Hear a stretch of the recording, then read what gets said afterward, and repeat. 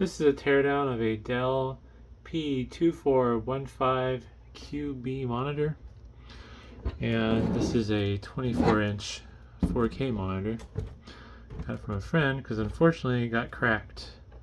So yeah, not much you can do with these things once the panel gets cracked. They're basically e-waste, but I thought I'd at least show how to take it apart, get inside. I may end up selling some of the boards and stuff out of it. Normally I don't bother with boards out of monitors because they're usually worthless as well, but this is a 4K screen and the only thing that's wrong with it is the panel's cracked, so might as well. So basically with most of these Dell monitors, you take out the VESA mount screws. Not 100% necessary, but usually it actually is helpful. And then you gotta kind of pry at the bezel and find a spot where it pops apart. There we go. So I reached in from on the inside of the bezel, kind of pulled it up and away, rotated it, and then eventually it'll pop loose. You can finagle it and just kind of keep prying under there, or you can use like a plastic spatula sometimes to get them apart. Normally I just kind of pry it apart though, but doing this with the plastic spatula does work. Generally you'll have problems with the corners. The corners are the hard part to get apart, so if you're trying to do this in a way that doesn't damage the monitor, plastic spatula may actually be a good idea.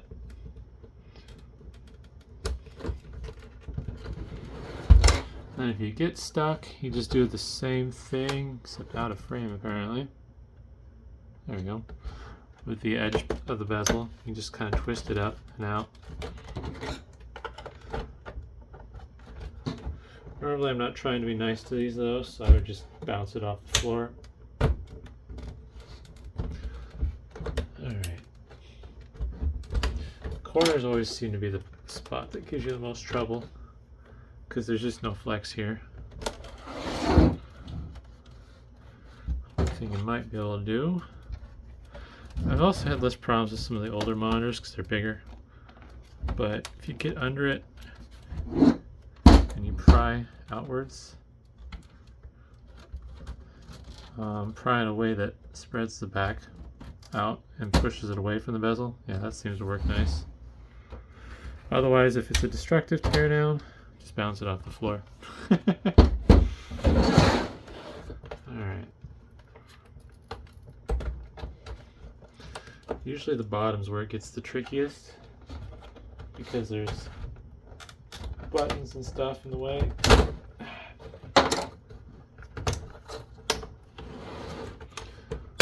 Looks like this one's going to play fairly nice.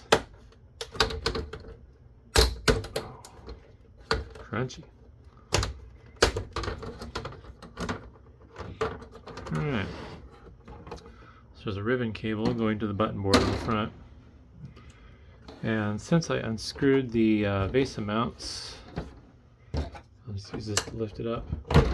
The LCD panel assembly should lift up all in one unit. You could also, I guess, flip it over if you wanted. But here's the back assembly. Looks like the stand release got jammed up somehow, but that don't really matter anyways, because this is just going to get recycled. Alright, so if you want to be nice to it and you need to access the back, what I usually do is I'll fold the bezel back over the monitor. That way you don't have to worry about damaging that cable. And then you'll have full access to the back. If you're buying parts for these, you do want to be very careful about making sure it's an exact match, because even if the monitor is the same model, there is a variation usually between vendors, because Dell outsources these to people to make them for them, and depending on the day of the week will determine what the inside will look like. From my experience, of course, it's been a while since I've actually tried to repair a monitor. I used to repair monitors back in the day when they were actually worth something, but I can't imagine this monitor here is worth more than $150 if it was in perfect condition.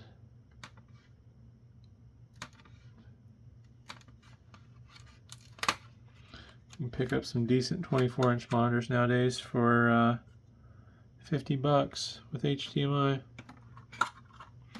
Kind of regret not trying harder to get rid of my monitors during the height of the pandemic. I didn't have the right ones at the time though, because everyone wanted 24-inch monitors with HDMI, and all I had were tiny little monitors with no HDMI.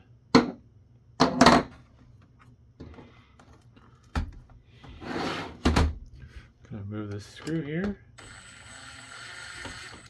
It's interesting that the panel has mounting points on the back of it. I'm not used to seeing that. The tape though, holding the controller and stuff to the monitor, that's pretty common for this kind of stuff nowadays, because they want to make it thin, and you really don't gain anything having the support structure of a metal frame going around the back of the panel for your electronics. Let's see here. So here's the inside. The power supply board and the display controller board. This hasn't been plugged in for a while, so it should be fine to handle. One of the many things on my to-do list to tear apart. I guess real quick though, we'll take a look at the panel before I take the boards out. And it's an LG panel. Model is LM238WR2. Sad thing is this panel is probably worth more than the monitor is if you were to try to fix it though. I am going to be nice to this and not try to destroy it though, because I might look, but I don't know if I'd want to use this. I don't know. If I get a 4K monitor for my setup, I would want one a little bit bigger than this. 24 is just a little small. You end up having to zoom in to the stuff to make the pixels bigger, versus something like my old Apple Cinema display I use for taxes. I don't really have to do any scaling because, well, the pixels are big enough to see what's going on.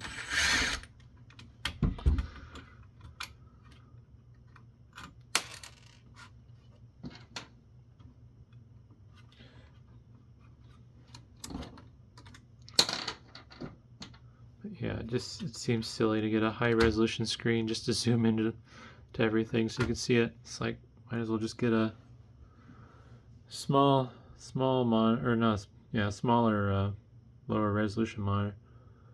But has some thermal pads there for the power supply.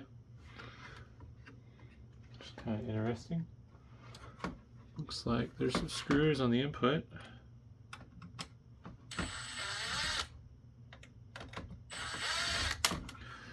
It's a shame, but it is what it is. These just aren't worth fixing when they get cracked. Because really your only hope of fixing it is finding someone with one that got like hit by lightning and it didn't kill the panel in the process. Looks like I need to remove the display controller board. It's acting like it's held on to something though. I don't know what. I think there might be some thermal pads holding it down. Yep.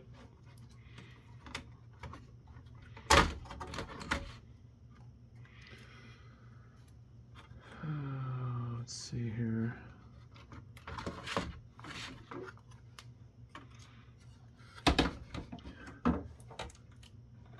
Just gonna disconnect the power supply. Here's the power supply board. It's really sparsely populated. Got some opto-isolators, various filter caps, and various transformers. I'm really surprised. I was expecting a lot more on here, but Looks like they resorted to a lot of surface mount stuff. If you want to see the part number for your own records. Like I said though, just because this monitor has this part in it doesn't mean yours will. It could be a completely different one. Could be a completely different panel for all you know. And I'm not going to pull the heatsink off of this, unfortunately. But, I don't think that was important. But, yeah. Looks like it might have some memory. Yes, MT. Oh, come on, focus. Focus and be legible. Struggle is real. I'm gonna hold my hand still enough.